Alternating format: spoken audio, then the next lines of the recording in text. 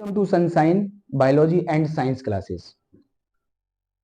प्यारे बच्चों, आज जो आपका टॉपिक है वो क्लास 12th का चैप्टर 2 जो ह्यूमन रिप्रोडक्शन है उसका टॉपिक है।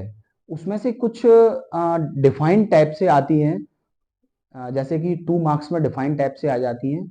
और उन डिफाइन के बारे में जैसे मैं बता दूं, एक है gestation period, parturition and implantation. Most important definition है, इसीलिए इसके लिए मैंने स्पेशल टाइप से वीडियो बनाया हुआ है। तो चलते हैं, सबसे पहले इसको समझते हैं अपन। सबसे पहले बात की जाती है कि गैस्टेशन पीरियड क्या होता है।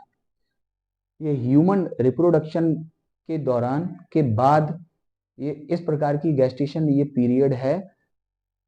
The average duration of human pregnancy is about 9 month which is called gestation. Human का जो गैस्टेशन पीरियड होता है वो कितना होता है, 9 मंथ।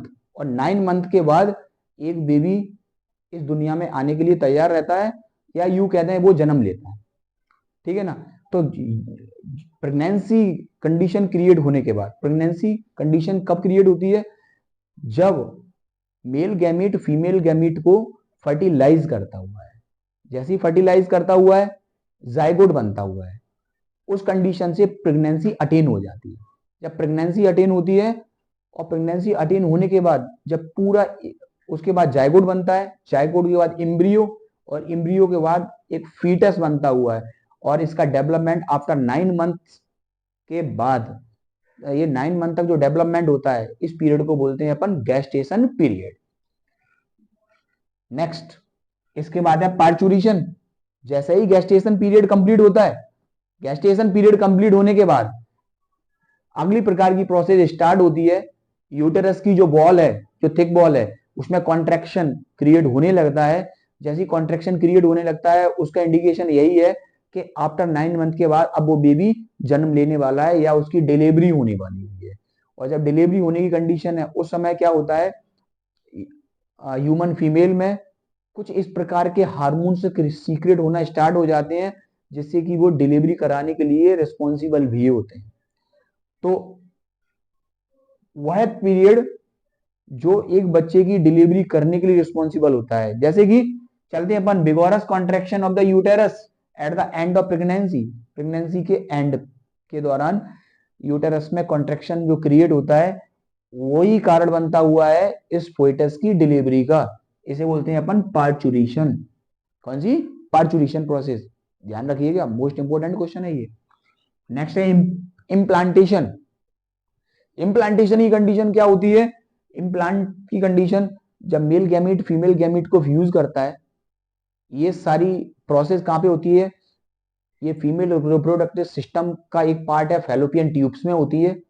फैलोपियन ट्यूब्स में ह्यूमन स्पर्म एग को जाके फ्यूज करेगा, उसके बाद बना देता है जायगोट।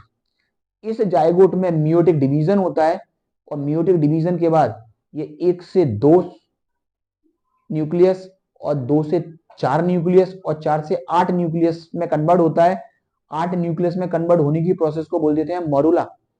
और 8 से जब 16 की कंडीशन में ये जाता हुआ है, कौन? ये जाइगो डिवाइड हो गए, उसको बोलते हैं ब्लास्टोसिस्ट। और यही जाइगोट अब आगे चल के यूटेरस की थिक बॉल से जाके अटैच हो जाता है। और जब इम्ब्रियो यूटेरस की थिक बॉल से जाके अटैच हो जाता है, तब इस प्रोसेस को कह देते हैं इम्प्लांटेशन। अब बेबी इम्प्लांट हो गया है, अब क्या बन गया है? जायगोट से इम्ब्रियो बन गया है। और जैसे ही इम्ब्रियो के चारों तरफ प्लेसेंटा की लेयर होगी, तब जाके इसको बोला जाएगा फोइटस। और यही फीटस आफ्टर 9 मंथ बाद जन्म लेता है। तो जैसे कि इम्प्लांटेशन की बात यही हुई, द इम्ब्रियो बिकम इम्बेडेड। वही इम्ब्रियो जो इम्बेड होता है, इम्बेड मीन्स जुड़ना। कहां से जुड़ता है? यूटेरस की थिक बॉल से जुड़ता हुआ है। तब इस प्रोसेस को कह देते हैं अपन इम्प्लांटेशन। तो इस प्रकार से ये इम्प्लांटेशन की प्रोसेस यहाँ पे कंप्लीट हुई। गैस्टेशन पीरियड हो गया, पार्चुरेशन हो गया, इम्प्लांटेशन हो गया। अब अगले वीडियो में नई डेफिनेशन के साथ अपन मिलने वाले हैं, और उसके साथ ये वाली जो डेफिनेशन है इनको लर्न करिएगा। और ये इस बार मोस्ट इंपोर्टेंट कंडीशन में इस बार के बोर्ड एग्जाम में मिल रही है, चाहे वो सीबीएसई हो चाहे एमपी बोर्ड हो। ठीक है ना। अच्छा, अब नेक्स्ट मिलते हैं हम नेक्स्ट वीडियो में, तब तक के लिए नमस्कार।